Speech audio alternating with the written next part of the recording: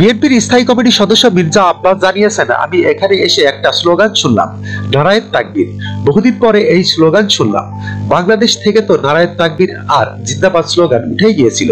শনিবার 28 ডিসেম্বর রাজধানী সোহরাওয়ার্দী উদ্যানে বাংলাদেশ খেলাফত মজলিসের দ্বাদশ সাধারণ পরিষদের অধিবেশনে যোগ দিয়ে তিনি একথা বলেন। মির্জা আব্বাস বলেন, আওয়ামী স্বৈরাচারের আমলে আমি অন্তত 12 বার গ্রেপ্তার হয়েছি। এখনো আমার নামে 108টা মামলা রয়েছে।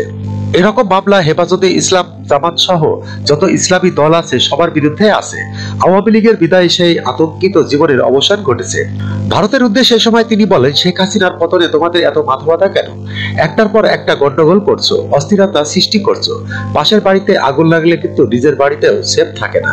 একটু বুঝে শুনে চলবেন। দেশের স্বাধীনতা এবং সার্বভৌমত্বের লক্ষ্যে আমরা কখনো আপোষ করব না। বিএনপি নেতা বলেন, ছাত্র আন্দোলন যখন অনেকটা থেমে গিয়েছিল তখন যাত্রাবাড়িতে মাদ্রাসা ছাত্রদের মাধ্যমে প্রতিরোধ গড়ে তোলা হয়েছিল। সেই সঙ্গে বেসরকারি বিশ্ববিদ্যালয়ের ছাত্ররা এবং সাধারণ জনতা রাস্তায় নেমেছিল। এখানে যারা আছেন কেউ হলফ করে বলতে পারবেন না গত 16-17 বছর তারা বাড়িতে শান্তিতে ঘুমাতে পেরেছেন। যখনকার খবর তখনই দেখতে চোখ রাখুন সুন 24 টিভিতে। চ্যানেলটি সাবস্ক্রাইব করুন।